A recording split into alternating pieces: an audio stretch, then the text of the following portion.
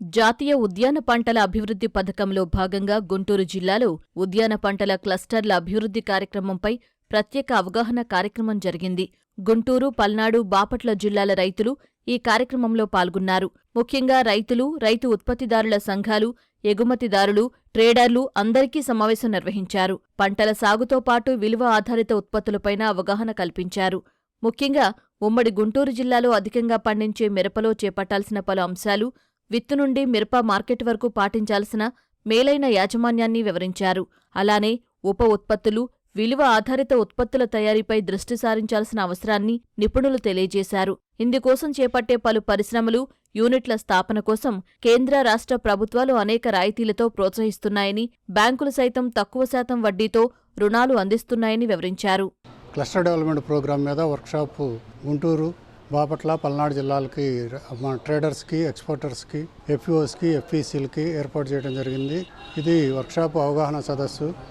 National horticulture board ద్వారా cluster development programme ద్వారా మనకి రైతులకి 40% రాయితీ ఇవ్వడం జరుగుతుంది. అందులో భాగంగా ఈ క్లస్టర్ డెవలప్మెంట్ ప్రోగ్రాము ఆర్గనైజ్ చేయడానికి కొన్ని కంపెనీలకి మొత్తం రాష్ట్ర వ్యాప్తంగా 8 ప్రాజెక్టులు అప్రూవల్ చేయడం జరిగింది నేషనల్ హార్టికల్చర్ బోర్డు ద్వారా. అందులో కోకో, మ్యాంగో, బనానా, చిల్లీ వచ్చేతలకే మనకి ఈ 3 జిల్లాలకు ఏర్పాటు చేయడం జరిగింది.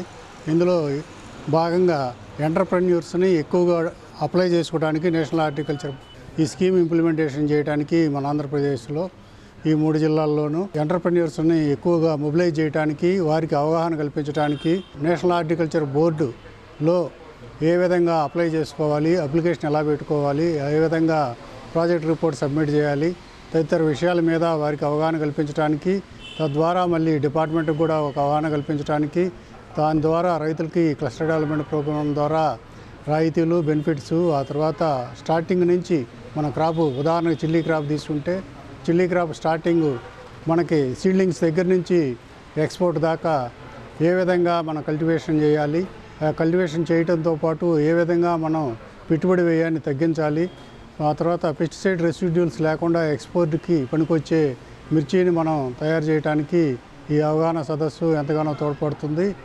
దాని గురించి ఈ వర్క్షాపు అరేంజ్ చేయడం జరిగింది.